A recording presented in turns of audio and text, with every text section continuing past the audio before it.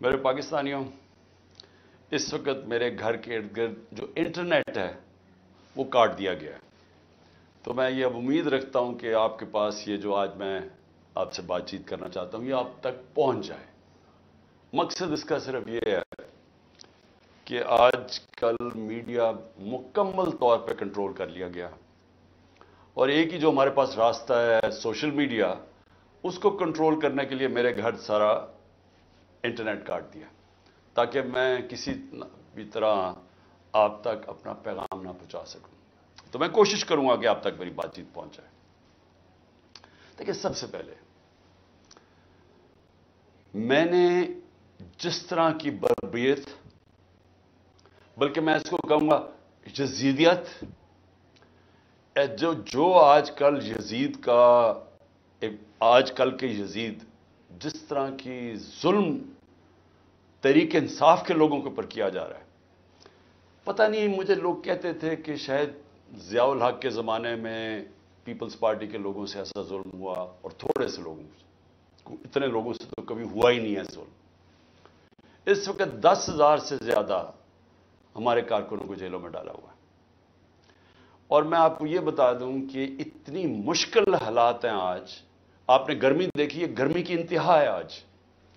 چھوٹے چھوٹے پنجروں میں ان کو بند کیا ہوا ہے، کھانا ان کو صحیح نہیں مل رہا، پانی وہ ترستے ہیں وہاں، وکیلوں کو ملنے نہیں دیتے، کئی جگہ ہمارے وکیل ہی نہیں وہاں پہنچ سکتے، اور ان کو جس طرح یعنی کہ کوئی غیر ملک دشمن ہے اس طرح رکھا ہوا ہے۔ بلکہ غیر ملک دشمن بھی پرزنرز آف وار کے بھی حقوق ہوتے ہیں، یہاں تو صرف ان کو ایک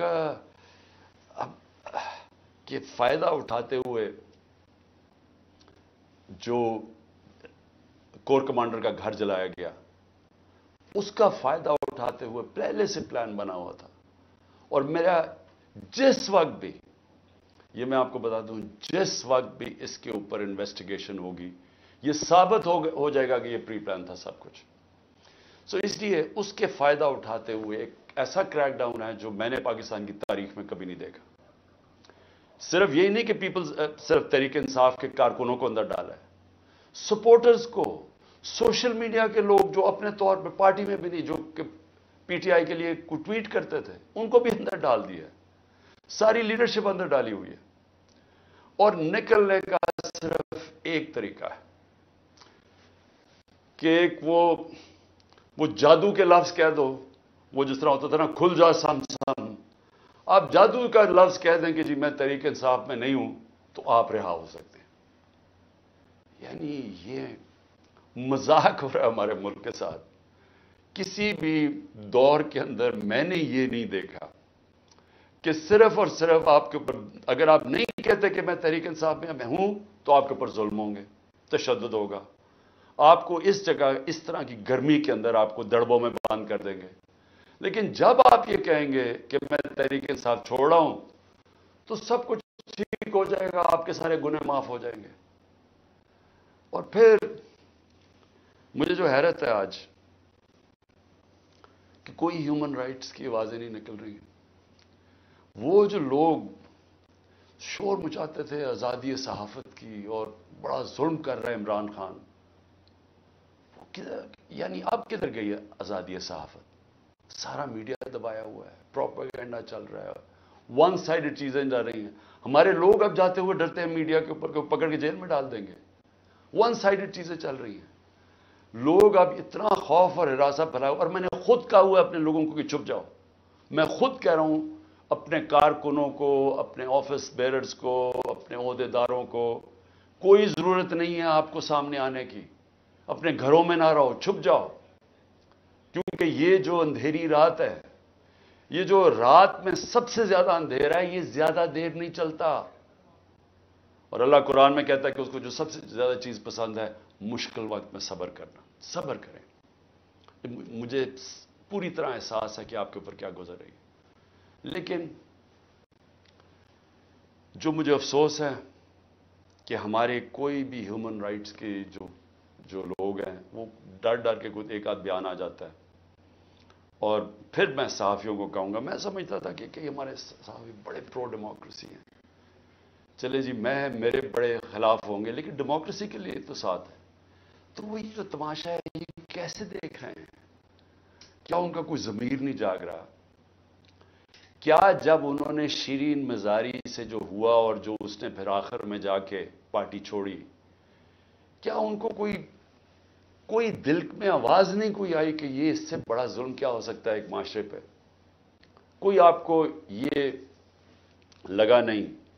جو عورتوں کی تنظیمیں ہیں، جو عورتوں کے حقوق کے اوپر بات کرتی ہیں، کہ ایک ایسی عورت جو بیوہ، والدہ اس کی بیوہ، بیٹی ایک جو اس کا دھیان رکھ رہی ہے، جو بلڈ پریشر کی مریض، اس سے جو انہوں نے کیا ہے اس گرمی کے اندر، کبھی ایک جیل میں لے کے جائیں، اس کے بعد ادھر سے نکال کے دوسرے جیل میں لے جائیں، ادھر عدالت اس کو ضمانت دے، کوئی اور کیس میں پکڑ کے لے جائیں، گجرات لے گئے اس گرمی کے اندر. تو بلڈ پریشر کی شیرین، ہمیں پتہ ہے اس کی صحت نے یہ اجازت ہی نہیں دینا تھا. میں نے تو شکر کیا کہ اس نے اس ظلم سے اپنے آپ کو بچانے کے لیے اس نے پارٹی سے ریزائن کیا. لیکن کس کو نقصان ہوا؟ پاکستان کی پالیٹکس کو نقصان ہوا. شیرین ہماری ٹاپ پارلیمنٹیرین تھی، میری کیبنٹ کے اندر وہ منسٹر تھی جو جس طرح وہ پڑھ لکھ کے ایک ایک ایشو کے اوپر آتی تھی، کوئی اور کیبنٹ منسٹر، ایک ہماری ڈاکٹر ثانیہ تھی کہ اتنی محنت کر کے کبھی کیبنٹ میٹنگ میں نہیں آئی جو شیرین آتی تھی. اس کے علاوہ سارے اس کے دشمن بھی جانتے ہیں کہ وہ ایک محب وطن پاکستانی، وہ کبھی بھی اینٹی پاکستان کا نہیں سوچ سکتی تھی. شیرین مزاری جان دے دے لیکن وہ ایک پاکستانی، پاکستان کے ہر کاز کے لیے کھڑی ہوتی تھی. جو لوگ اس کو الٹرا نیشنلسٹ کہتے تھے، کئی دفعہ وہ کئی ناراض ہو جاتے تھے کہ وہ بڑی سخت باتیں کرتی تھی، لیکن وہ نظریاتی عورت تھی. تو اس سے نقصان تحریک انصاف کو تو چلے ہوا، لیکن پاکستان کی سیاست کو اور جمہوریت کو نقصان پہنچا. اور عورتوں کو، بڑی کم عورتوں کے اندر اس طرح کی صلاحیت ہے پاکستانی پالیٹکس میں جو شیرین میں تھی. لیکن اس کے علاوہ مجھے آج پیغام آیا ہے کہ جی میں اب اور برداشت نہیں کر سکتا. انہوں نے میرے گھر پہ لوگ بھیجے، گھر کے اندر گھس گئے لوگ، انہوں نے آ کے رات کو بیوی، میرا 13 سال کا بچہ وہاں اندر گھس گئے، میری بزنسز کے اوپر، میرے رشتہ داروں کے اوپر پریشر ڈال دیا. لیکن کہتا آخر میں انہوں نے کہا میں تمہارے 13 سال کے بیٹے کو اٹھا کے لے جائے گیا. تو میں جی اور پریشر برداشت نہیں کر سکتا، وہ بھی چھوڑ گیا. تو یہ اس وقت کا حالات ہے کہ کسی نہ کسی طرح پی ٹی آئی کو چھوڑیں گے، سب کچھ گناہ معاف ہو جائیں گے. میں اس وقت مجھے حیرت ہو رہی ہے، اور مجھے کئی لوگوں کے اوپر خود پتا ہے کہ ان کے اوپر کتنا پریشر تھا، کیونکہ مجھے بتاتے رہے کہ یہ کر رہے ہیں، اب یہ وہ کر رہے ہیں، میری بزنس بند کر دی ہے. وہ کاڑا کے اندر اس کے کسی کا گھر بن رہا تھا وہ گرا دیا، بلڈوز کر دیا. کسی کی دکانیں تھی وہ گرا دی جا کے. تو میں پھر سے، کیا یہ ہمارے وہ لوگ جو کہ بڑے جمہوریت کے سپاہی تھے اور وہ ہیومن رائٹس آرگنائزیشنز، کیا ان کو یہ نظر نہیں آ رہا کہ یہ نہیں ہے کہ یہ صرف تحریک انصاف کو نقصان پہنچ رہا ہے، یہ ہماری جمہوریت ختم کی جا رہی ہے.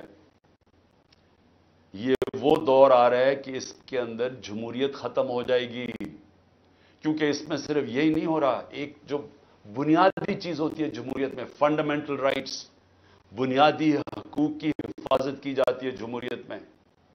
مغرب کے اندر، یورپ میں، انگلینڈ میں لوگ کیوں جاتے ہیں؟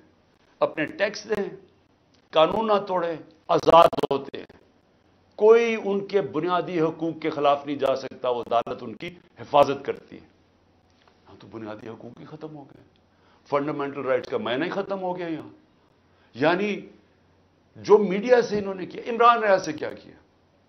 عمران ریاض سب سے زیادہ اس کی یوٹیوب کے اوپر ویورشپ تھی. اس کو ابھی تک عدالتوں نے بار بار کہا کہ ہمارے سامنے اس کو پیش کرو، کیوں نہیں پیش کر رہے؟ مجھے خوف ہے کہ اس کے اوپر تشدد اتنا کیا ہوگا کہ وہ عدالت میں لاتے ہوئے سے ڈر رہے ہیں۔ یہ ارشد شریف کے بعد یہ دوسرا ہے کہ ارشد شریف سے جو انہوں نے کیا ہے، تو کدھر ہے ہماری صحافی کمیونٹی؟ کیونکہ چلے ٹھیک ہے، آج تو چلے ہمارے پر برا وقت ہے، یہ تو آپ کے اوپر بھی آئے گا۔ اگر ایک دفعہ فنڈامنٹل رائٹس ختم ہو جاتے ہیں ایک معاشرے میں، تو معاشرے میں تو جنگل کا قانون ہے۔ آپ نے طاقتور کی بات نہ مانی، آپ سے بھی یہ ہوگا۔ آپ نے طاقتور کی غلامی کر لی، سب کچھ ٹھیک ہو جائے گا، آپ کو معاف بھی کر دیا جائے گا، بلکہ آپ غلط کام بھی کریں تو آپ کو معاف کر دیا جائے گا۔ آپ مجرم ہو قوم کے، آپ منی لانڈرر ہو، آپ کے لنڈن میں اربوں روپے کی پراپرٹیز ہوں جو آپ بتا ہی نہیں سکتے کہ کدھر سے ہے، آپ کو معاف کر دیا جائے گا کیونکہ آپ طاقتور کے ساتھ کھڑے ہیں۔ لیکن کمزور کو بچانے والا کوئی نہیں ہوگا، کیونکہ جب فنڈامنٹل رائٹس ختم ہوتے ہیں جو ہو گئے ہیں پاکستان میں۔ اور مجھے یہ ابھی تک بتائیں، 25 لوگ شہید ہوئے، 69 لوگوں کو گولیاں ماری گئیں۔ کون سی جمہوریت ہے جدھر اس کے اوپر انویسٹیگیشن نہیں ہوتی؟ کیوں نہیں اب تک انویسٹیگیشن ہوئی ان لوگوں کے اوپر؟ وہ کون لوگ تھے؟ وہ پاکستانی تھے، ان کے حقوق ہیں، ان کے ماں باپ ہیں، کئیوں کے بیچارے بچے تھے جو وہ ایک روزی کمانے والا تھا، ان کو سیدھی گولیاں ماری گئی۔ کوئی انویسٹیگیشن ہوگی؟ کیونکہ اگر آپ یہ انویسٹیگیشن آج نہیں کریں گے، یہ آگے ہوگا، ہو سکتا ہے کہ آگے آپ ان گولیوں کا نشانہ بن جائیں۔ کیونکہ جب آپ یہ ہونے دیں گے ایک معاشرے کے اندر کہ پرامن احتجاج کے اوپر گولیاں چلا دیں اور بہانہ ماریں وہ کور کمانڈر کے گھر کا، اور اس سے سارا کچھ ہی اجازت مل جائے، لائسنس ٹو کل مل جائے، جو مرضی آپ کریں، تو یہ آپ کی بھی باری آ جائے گی۔ اس لیے آج ہمیں فوری طور پہ انویسٹیگیشن کرنی چاہیے ان لوگوں کی، جو صرف یہی نہیں کہ جو 25 لوگ شہید ہوئے ہیں سیدھی گولیوں سے، وہ لوگ جو کہ ہاسپٹل میں پڑے ہوئے ہیں۔ 2 کی مجھے پتا چلا ہے، کیونکہ ہمیں پتہ ہی نہیں اب چلتا کچھ، کیونکہ سارے کارکن تو یا چھپ گئے یا جیلوں میں ڈال دیے ہیں، تو آہستہ آہستہ خبریں آتی ہیں کہ 2 کارکنوں کی ٹانگیں کٹ گئی ہیں، کیونکہ گولیاں ماری ان کی ٹانگوں کے اوپر، ان کی ٹانگیں کٹ گئی ہیں، تو ان کی زندگیاں گئی۔ تو کون پوچھے گا ان کو؟ اور یا پھر آپ یہ فیصلہ کریں گے کہ اس ملک کے اندر پرامن احتجاج کی اب سے اجازت نہیں ہے، آپ یہ کہہ دیں گے کہ آپ نے جو مائٹ از رائٹ، جو جنگل کا قانون ہے، جو طاقتور فیصلہ کرے گا آپ کو اس کے سامنے سجدے کرنے پڑیں گے۔ یعنی طاقت کی غلامی قبول کرنے کے لیے جو تیار ہے پھر وہی بچے گا اس ملک میں۔ اور میں آج یہ ضرور کہنا چاہتا ہوں کہ یہ جو سب کچھ ہو رہا ہے اس کے پیچھے کیا ہے؟ یہ کیوں ہو رہا ہے سب کچھ؟ یا تو چلیں یہ سب کچھ ہو رہا ہو اور پاکستان کو اس سے کوئی فائدہ ہو رہا ہو، یا اس سے کوئی ملک چینج آ جائے، یا اس سے ایک دم یہ ہو، یہ جو ہمارے لوگوں کو چینج کر رہے ہیں، وہ پالیٹکس چھوڑ رہے ہیں، پی ٹی آئی کے لوگ، جو میں پالیٹکس چھوڑ رہا ہوں، وہ پریشر کے اندر سارے ہاتھ کھڑے کر رہے ہیں، تو کیا اس سے یہ ہوگا کہ پارٹی ختم ہو جائے گی؟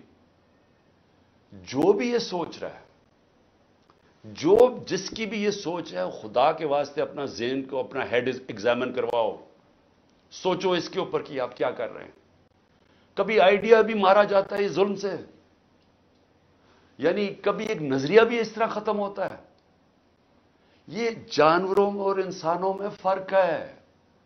بھیڑ بکریوں کو آپ ڈنڈے ماریں وہ سارا اس طرف لگ جائیں گے جدھر آپ چلائیں گے، لیکن یہ انسان ہے۔ اور جب انسانوں کے اندر ایک آئیڈیا آ جاتا ہے آزادی کا، وہ آپ ختم کر ہی نہیں سکتے۔ آپ جتنا مرضی ظلم و تشدد کریں، یہ آئیڈیا ختم نہیں ہونے لگا۔ اگر یہ آئیڈیا ختم ہونا ہوتا تو مقبوضہ کشمیر میں آج وہ ہاتھ کھڑا کر کے اور آرام سے چپ کر کے قبول کر لیتے ہندوستان کی غلامی۔ 1,00,000 سے اوپر کشمیری شہید ہو چکا ہے۔ کشمیریوں کے اوپر جو ہم آج ہمارے پہ ظلم ہو رہا ہے، یہ کشمیری 30 سال سے ہو رہا ہے ان کے اوپر۔ ان کے بھی گھروں میں گھس جاتی ہے رات کو پولیس، لوگ اٹھا کے لے جاتے ہیں، نوجوانوں کو اٹھا کے لے جاتے ہیں، جیلوں میں ڈال دیتے ہیں، ان کو بھی کوئی پوچھنے والا نہیں ہے، ان کے بھی کوئی فنڈامنٹل رائٹس نہیں ہیں، ان کے سارے لیڈروں کو بند کر دیا ہے، وہاں بھی میڈیا کے اوپر کنٹرول کیا ہوا ہے۔ लेकिन जिस वक्त मौका मिलेगा कश्मीरियों को अपनी आवाज सुनाने का, एक आवाज से सारा कश्मीरी कहेगा आजादी, एक आवाज से कहेंगे आजादी। इन्होंने जितनी बर्बरियत की है हिंदुस्तान ने वहां, उसका क्या हुआ है? उसका नतीजा ये हुआ है कि जो प्रो इंडियन पॉलिटिशियन थे वो ही खत्म हो गए हैं। अब जो इंडिया की बात करता है उसको कोई वोट ही देने के लिए नहीं तैयार। तो बजाय वो उनको यानी कामयाब होने के, उन्होंने और ही कश्मीरी लोगों को आजादी की तरफ धकेल दिया। यही हो रहा है पाकिस्तान में। आप जितना मर्जी करेंगे, कभी कोई पार्टी जिसका जब वोट बैंक बन जाता है, जो आज माशाल्लाह तहरीक इंसाफ का बन गया है, इन हरबों से इसको आप खत्म नहीं कर सकते। ये बढ़ती जाएगी अब पार्टी। लोगों के अंदर गुस्सा है, ये जो देख रहे हैं तमाशा। क्या लोग बेवकूफ हैं? उनको नजर नहीं आ रहा क्या हो रहा है? आप बेशक मीडिया के ऊपर जो मर्जी कंट्रोल कर लें, लोग, जब मुझे अभी भी याद है जब जुल्फिकार अली भुट्टो के अयूब खान के दौर में जब उसके ऊपर सेंसरशिप थी, तो हम उसका एक एक फिक्रा ढूंढा करते थे। 2 लाइनें भी होती थी, वो उस वक्त पाकिस्तान टाइम्स या वो नवाए वक्त होता था या जाम होता, एक एक फिक्रा ढूंढते थे उसका कि वो क्या क्या है उसने। और अब सोशल मीडिया का जमाना है, तो अब आप कैसे बंद करेंगे? लोगों को तो इंफॉर्मेशन अब मिल रही है। लोगों को तो ये पता चल गया कि ये सारा स्टेज मैनेज था, ये पूरी कॉन्स्पिरेसी की हुई थी, प्री प्लान बना हुआ था। अब इसके अंदर कई राय हैं कि आईबी ने किया या एमआई ने किया। इसके अंदर तो सोशल मीडिया पे अब चल रही हैं चीजें, लेकिन ये पता है कि ये प्री प्लान था कि इन्होंने इसका पूरा फायदा उठाना था तहरीक इंसाफ को खत्म करने के लिए। मेरा सिर्फ एक पॉइंट है कि जो नजरिए को जुल्म और यजीदियत से खत्म करने की कोशिश कर रहे हैं, उनको ह्यूमन नेचर का भी नहीं पता, उनको इंसानी तारीख का नहीं पता, उनको इंसानी मूवमेंट्स का नहीं पता। उन्होंने जब ईरान के अंदर इनकलाब आया था, वहां भी बड़ी बर्बरियत हुई थी, उन्होंने बड़ा जुल्म किया था उन लोगों के ऊपर, लेकिन नहीं रोक सके थे। इसको कोई रोक नहीं सकता।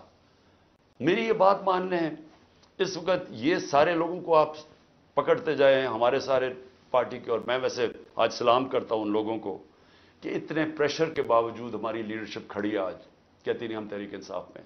मैं उनको खास तौर पर सलाम करता हूं, क्योंकि मुझे पता है उनके ऊपर क्या गुजर रही है। लेकिन फर्ज अमल सारे भी छोड़ देते हैं तहरीक इंसाफ को।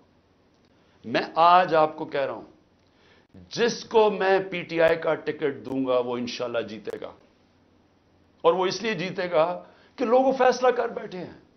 मुझे यह बताएं, कभी हुआ है पाकिस्तान की तारीख में कि पीडीएम पार्टीज के साथ इस वक्त एस्टैब्लिशमेंट जुड़ी हुई है, इनके साथ इलेक्शन कमीशन जुड़ी हुई है, इनके साथ आईबी और एफआईए और सारी एजेंसीज जुड़ी हुई है, इनके साथ सारा जो गवर्नमेंट का ये जो केयरटेकर गवर्नमेंट्स हैं, ये पूरी तरह कभी हुआ ही नहीं है। केयरटेकर गवर्नमेंट फंड्स इनको दे रही हैं, सब कुछ इनकी मदद कर रही हैं, फिर क्यों इलेक्शन से भाग रहे हैं?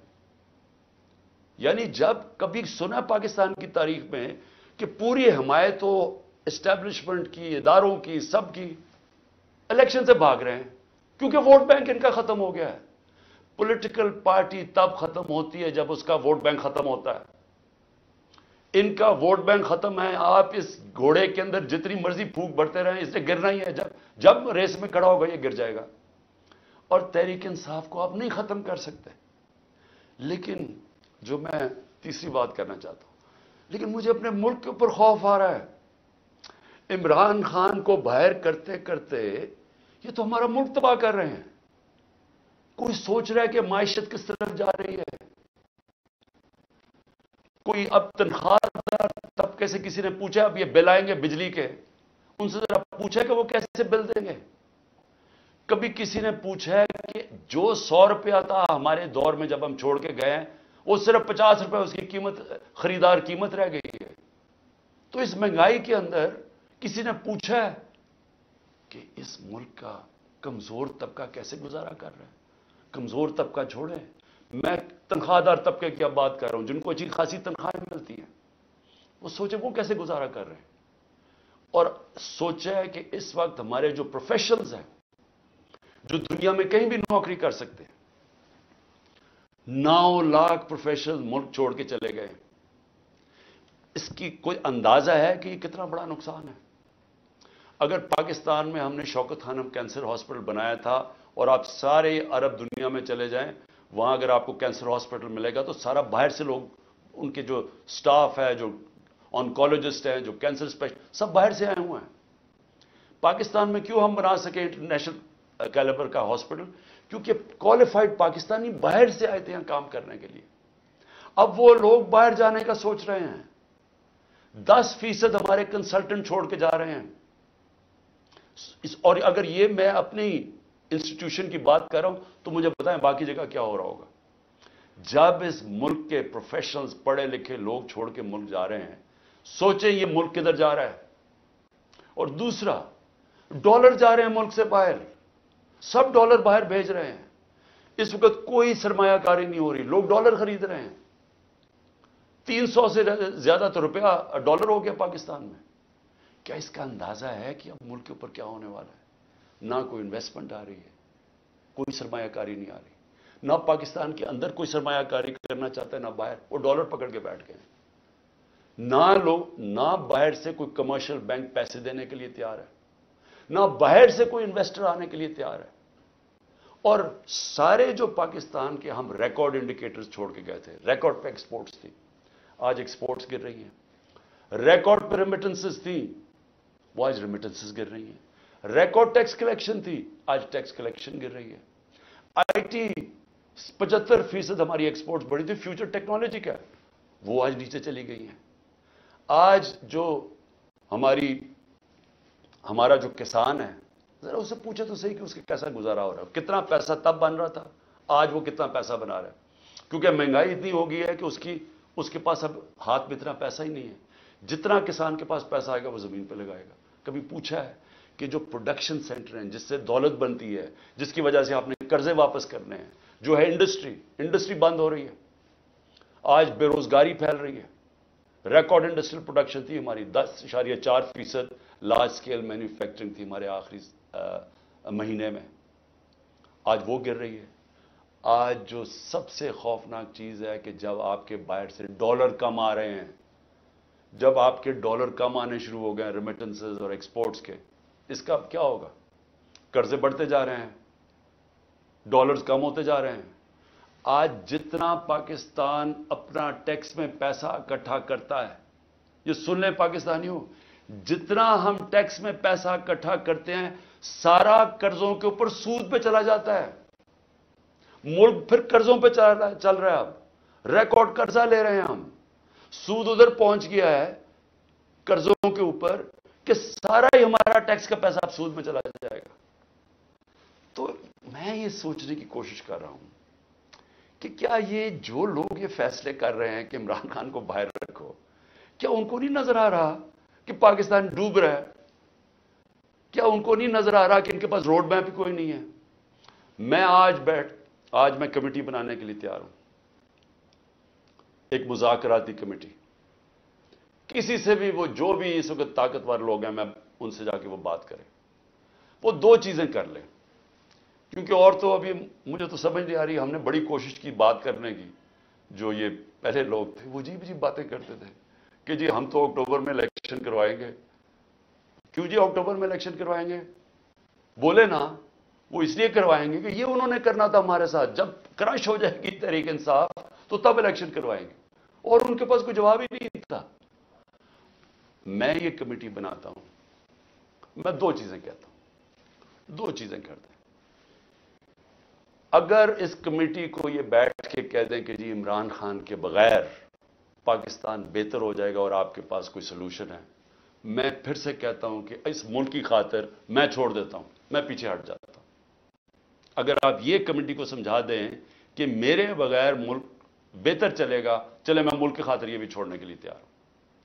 या दूसरी चीज, या इस कमेटी को यह कह दें कि अक्टूबर में इलेक्शन करवाने से पाकिस्तान को क्या फायदा है। यह तो हमें समझ आ रही है कि अक्टूबर तक तहरीक इंसाफ को इनका ख्याल है क्रश कर देंगे, लेकिन पाकिस्तान को क्या फायदा है? हम क्यों अक्टूबर तक इंतजार कर रहे हैं जब मुल्क नीचे जा रहा है?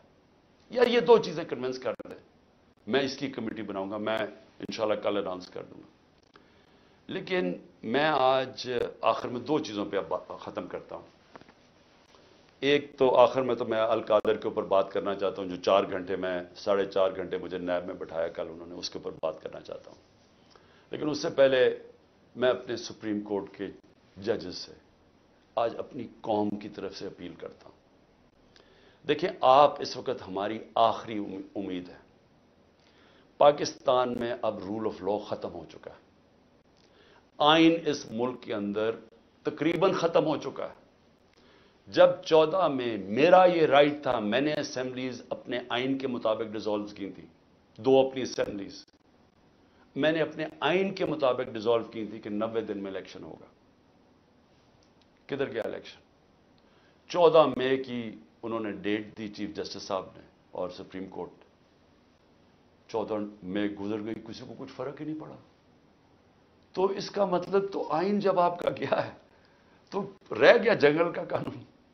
اب تو اس میں مطلب کہ جو طاقتور وہ فیصلہ کرے گا کون سا آئین کی شکل پہ چلنا ہے. اس نے نظریہ ضرورت تو شروع ہو گیا پاکستان میں. میں اپنے سپریم کورٹ کے ججز کو، مجھے پتہ ہے آپ کے اندر اختلافات ہیں. دیکھیں، ملک کے لیے بہت ضروری ہے. آپ نے اگر اس ملک کی جمہوریت کو نہ بچایا اور آخری امید اب آپ رہ گئے، یہ تاریخ آپ کو معاف نہیں کرے گی. کیونکہ جا رہا ہے جس طرح پاکستان جا رہا ہے، یہ ساری ہماری ڈیموکریسی کو ڈسمینٹل کیا جا رہا ہے. سارے جو جمہوریت کے ادارے ہیں وہ ایک ایک کر کے تباہ کیے جا رہے ہیں. یا جمہوریت نہیں ہے اب. ہم تو میں بیٹھا ہوتا ہوں ہر روز کہ کس دن آ کے مجھے پکڑ لیں گے. ایک دم انٹرنیٹ بند کر دی پکڑ کے. یعنی کون سی جمہوریت میں ہوتا ہے؟ سارے لوگوں کو جیلوں میں ڈالتے. مجھے یہ نہیں پتا میں اب کسے کانٹیکٹ کسے کروں. میرے سے کانٹیکٹ ہی کوئی نہیں ہو رہا. نہ مجھے لیڈرشپ ملتی ہے، نہ کوئی ملتا ہے. جو میں زوم پہ میٹنگ کرتا تھا، انہوں نے وہ انٹرنیٹ بند کر زوم ہی ختم کر دیا. تو میں تو تیار بیٹھا ہوں کہ جو بھی کرنے کے لیے آئیں گے، جب بھی پکڑیں گے، میں تو خیر تیار بیٹھا ہوں، ہر روز تیار ہوتا ہوں. لیکن میں آپ سے، سپریم کورٹ کے ججز صاحبان، دیکھیں قوم آپ کی طرف دیکھ رہی ہے اور یہ آپ کی یونٹی اس قوم کے لیے بہت ضروری ہے. آپ کے اوپر اب ہے کہ اس ملک کی جمہوریت کے لیے سٹینڈ لیں. آپ کے لیے ضروری ہے کہ اس ملک کو آپ بچائیں کہ یہ ٹوٹل جنگل کا قانون، بنانا ریپبلک بن رہا ہے ہمارا ملک. یہاں کسی شہری کو اس وقت جو آج آواز اٹھاتا ہے، کوئی تنقید کرتا ہے، اس کو یا اٹھا کے لے جاتے ہیں، یا اس کو مارے پڑتی ہیں، یا ان کی بزنسز بند کر دیتے ہیں. یعنی یہ تو ایسے لگ رہا ہے کہ ہم وہ ہٹلر کے گسٹاپو کے دنوں میں بیٹھے ہوئے ہیں. یعنی ہمارے لیے تو وہ دن آ گئے. تو موزز سپریم کورٹ کے ججز صاحبان، یہ آپ کے اوپر بہت بڑی ذمہ داری ہے. اور اللہ ان لوگوں کو، جن لوگوں کو ذمہ داری دیتا ہے، ان کے اوپر امتحان بھی بڑا ڈالتا ہے. یہ آپ کے اوپر ہے ہماری جو رئیس جمہوریت ہے اس کو بچانا، کیونکہ ہمیں اور اب کوئی امید نہیں نظر آ رہی. آخر میں القادر کے اوپر دیکھیے جی، اب آپ نے ایسے سمجھنا ہے کہ یہ ساری جو ایک کیبنٹ کے اندر فیصلہ ہوا تھا 3 دسمبر 2019 میں، اب آپ نے ایسے دیکھنا ہے کہ آپ میرے کیبنٹ ممبرز ہیں اور آپ نے کیا فیصلہ کرنا ہے. یہ میں نے اب سارا میرا جو کیس بنا ہوا ہے وہ یہ کہہ رہے ہیں کہ یہ عمران خان آپ نے فیصلہ غلط کیا.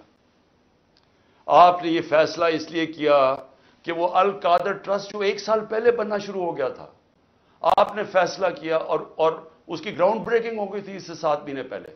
لیکن یہ کہہ رہے ہیں کہ وہ القادر ٹرسٹ میں کیونکہ آپ کو فائنینشلی فائدہ ہوا، جو کہ نہیں ہوا، اس لیے آپ نے یہ غلط فیصلہ کیا. اب یہ فیصلہ کیا تھا ذرا آپ نے سمجھنا کہ آپ میرے کیبنٹ ممبر ہیں. کیبنٹ کے سامنے یہ چیز رکھی گئی کہ جی ہمارے ایک ملک ریاض کے اور این سی اے ہوتا ہے نیشنل کرائمز، ان کی نیشنل کرائم ہوتی ہے ایجنسی. وہ این سی اے نے ملک ریاض کے پیسے فریز کر دیے 190 ملین پاؤنڈ انگلینڈ کے اندر. اور ورڈ یہ سنیں، انہوں نے کہا یہ سسپیشس ٹرانزیکشن ہے. انہوں نے منی لانڈرنگ نہیں کہا. انہوں نے کہا کہ ہمیں شک ہے کہ یہ پیسہ یہ وائٹ پیسہ نہیں ہے، یہ بلیک کا پیسہ ہے. انہوں نے پیسے فریز کر دیے. ملک ریاض اور این سی اے کے بیچ میں ایک اگریمنٹ ہو جاتی ہے، ان کے وکیل اگریمنٹ کر لیتے ہیں۔ اس اگریمنٹ کے تحت یہ فیصلہ ہوتا ہے، ملک ریاض کہتا ہے کہ یہ جو 190 ملین پاؤنڈ ہے، یہ میں پاکستان میں جو میں نے سپریم کورٹ کو وعدہ کیا تھا، جو میرے اوپر جرمانہ لگا تھا، میں یہ اس اکاؤنٹ میں ڈالنا چاہتا ہوں سپریم کورٹ کے۔ ہماری کیبنٹ کے سامنے اب یہ آتا ہے کہ آپ کے پاس دو چوائسز ہیں۔ اگر آپ اس کو، یہ اگریمنٹ کو کانفیڈینشل رکھیں گے، یعنی آپ کیبنٹ کے اندر کھولیں گے نہیں، کیونکہ انہوں کا یہ تھا کہ جب کیبنٹ میں اگریمنٹ کھلے گی تو وہ پبلک ہو جائے گی، کیونکہ کیبنٹ کے منٹس پبلک ہو جاتے ہیں۔ تو انہوں نے کہا کیونکہ وہ پبلک ہو جائے گی اس لیے ہم اس کو کانفیڈینشل رکھتے ہیں، لیکن اگر عدالت کھولنا چاہے تو وہ کھول سکتی ہے، یا کوئی ایجنسی نیب کوئی کھولنا چاہے کھول سکتی ہے۔ یہ تھی اگریمنٹ۔ لیکن اگر آپ یہ نہیں مانتے، اب یہ ذرا غور سے سنیں، اگر آپ اس کو کانفیڈینشل نہیں رکھتے تو آپ کو پاکستان کی گورنمنٹ کو برطانیہ کے اندر جا کے کیس کرنا پڑے گا کہ یہ جو 190 ملین پاؤنڈ ہے یہ پاکستان سے منی لانڈرنگ ہو کے گیا ہے، اور آپ کو ثابت کرنا پڑے گا کہ یہ پاکستان سے منی لانڈرنگ ہوئی ہے۔ اب سمجھ گئے؟ اب اگر آپ یہ کیس ہار گئے تو یہ پیسہ انگلینڈ میں رہ جائے گا، یہ آپ کا 190 ملین پاؤنڈ چلا جائے گا، یہ انگلینڈ میں رہ جائے گا۔ تو اگر آپ کو کیس جیت جاتے ہیں تو پھر وہ پاکستان میں آئے گا، اور وہ دوسری مد میں آئے گا، وہ آئے گا اس مد کے اندر کہ یہ جو سپریم کورٹ کی جو اکاؤنٹ ہے اس میں نہیں جائے گا، گورنمنٹ آف پاکستان کو آ جائے گا منی لانڈرنگ کا۔ اب کیبنٹ کے اندر ڈسکشن کیا ہوتی ہے؟ ہمیں بتایا جاتا ہے کہ $100 ملین پاکستان لٹیگیشن میں، یعنی ہم وکیلوں کو دے بیٹھے ہیں اور پیسہ ڈوب چکا ہے $100 ملین، اور کچھ نہیں ہمیں ملا واپس۔ ہمیں لیگل ایکشن سے آج تک ایک آنا نہیں ملا، اور انہوں نے کہا یہ 5-6 سال لٹیگیشن چلے گی، اور کوئی گارنٹی نہیں ہے کہ آپ ثابت کر سکیں گے کہ جی منی لانڈرنگ کا پیسہ ہے آپ یہ، اور اگر آپ نے ثابت نہ کیا تو یہ پیسہ انگلینڈ چلا گیا۔ اب یہ تھا کیبنٹ نے کیا فیصلہ کیا، آپ کیا فیصلہ کریں گے کہ کیا مجھے 190 ملین پاؤنڈ مل رہا ہے وہ پاکستان آ جائے اسی وقت؟ ہمیں بڑی ڈالرز کی ضرورت تھی، ہمیں ہمیشہ ہوتی ہے، آج بھی ہمیں ڈالرز کی ضرورت ہے، اور کبھی اتنا پیسہ پاکستان نہیں آیا۔ کیا ہم اس پیسے کو فوری طور پہ لے آئیں اور سٹیٹمنٹ میں کر دیں، یا پھر ہم قانونی کارروائی میں پڑیں جو کہ 5-6 سال چلے گی اور پتہ نہیں پیسہ آئے گا نہیں؟ مجھے ایک آدمی بتا دیں کہ جو اس سے اختلاف کرے گا کہ وہ پیسہ پاکستان لے آؤ۔ میں یہ پوچھنا چاہتا ہوں کہ کون سا احمق ہوگا جو پتا ہوگا کہ آپ نے کیس بھی نہیں، یعنی کون سا یہ جوا کھیلے گا اور 5-6 سال انتظار کرو اور ہو سکتا ہے پیسہ ہی نہ آئے؟ تو ساری کیبنٹ نے فیصلہ کیا کہ جناب ٹھیک ہے، کانفیڈینشیل اگریمنٹ ہم مان لیتے ہیں، پیسہ پاکستان آ جاؤ۔ پیسہ پاکستان آ گیا، اسٹیٹ بینک کے اندر ڈپازٹ ہو گیا، سپریم کورٹ کے اندر وہ پیسہ ڈپازٹ ہو گیا 190 ملین پاؤنڈ۔ اب اگلی بات، اب نیب مجھے کہہ رہی ہے کہ آپ نے یہ اس لیے بدنیتی سے کیا کیونکہ آپ نے، ملک ریاض نے آپ کے لیے القادر ٹرسٹ جو ہے وہ اس نے جو سارا اس کا سپانسر وہ تھا، تو آپ نے اس کو فائدہ پہنچانے کے لیے کر دیا۔ بھئی سوال بڑا سمپل ہے، آج آپ کے پاس 190 ملین پاؤنڈ پڑا ہوا ہے سپریم کورٹ میں، نیب آج کہے کہ یہ غلط مد میں پیسہ آ گیا ہے، آپ جا کے انگلینڈ کے اندر کیس کریں اور ثابت کر دیں کہ منی لانڈرنگ کا پیسہ ہے اور وہ ادھر سے ادھر چلا جائے گا۔ یعنی آپ کو کون روک رہا ہے اس چیز میں؟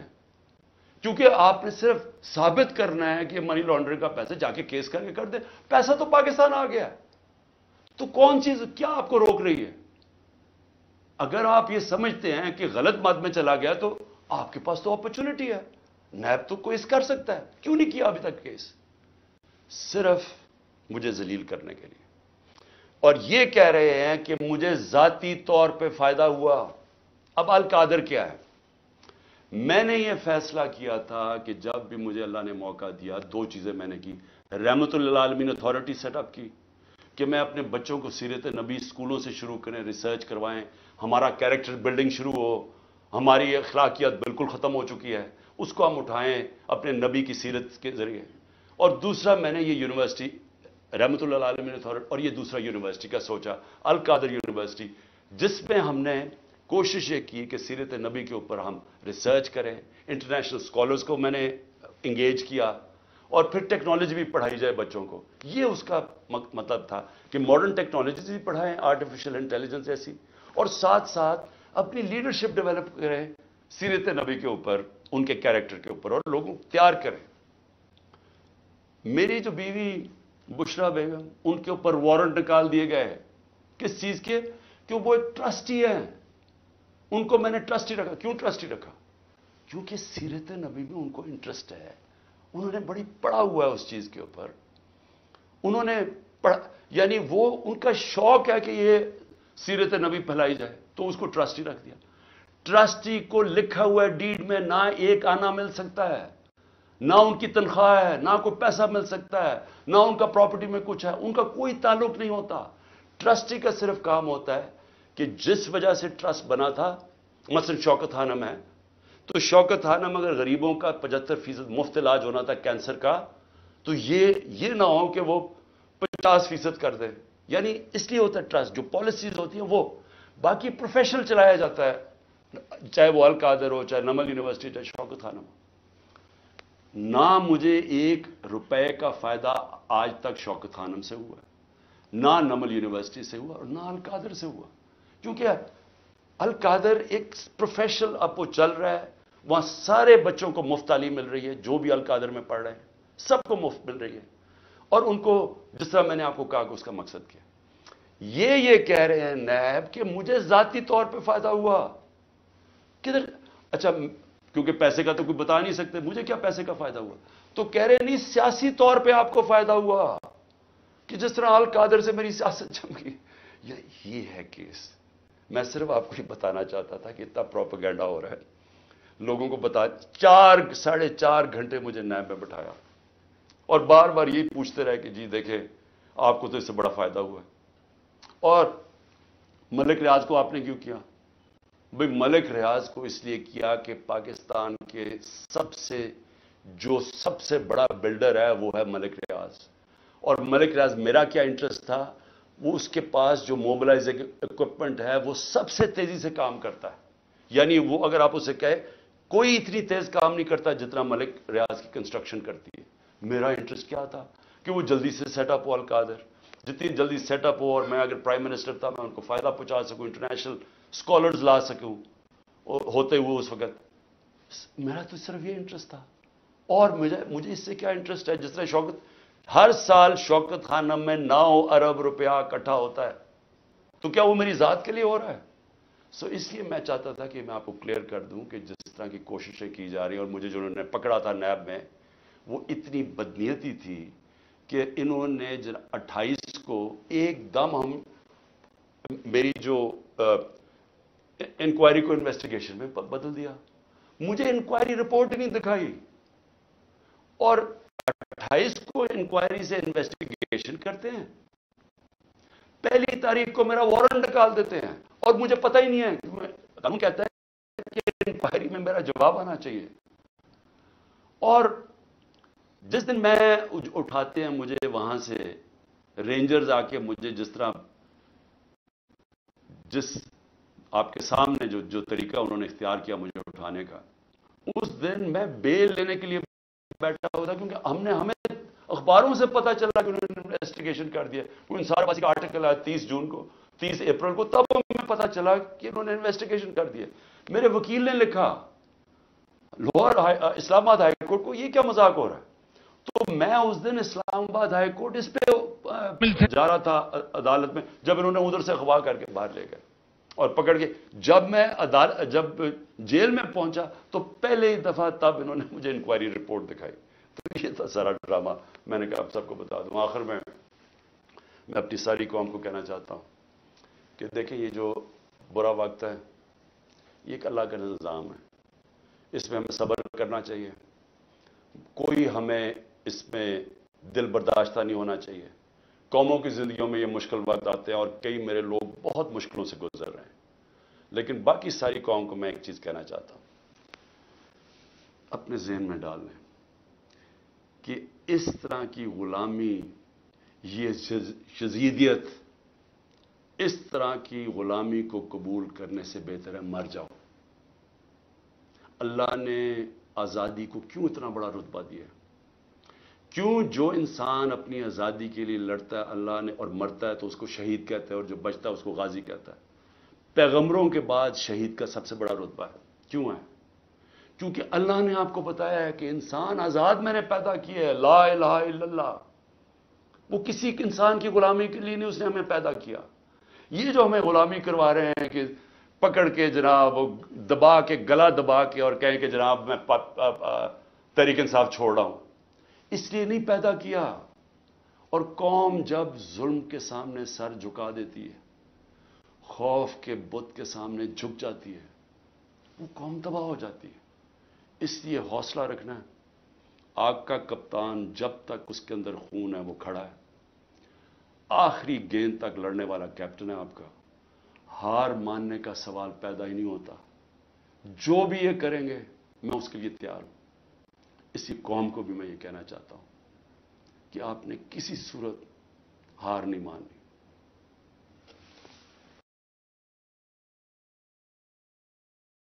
میرا نام محمد شاہد ہے، میں ضلع فیصل آباد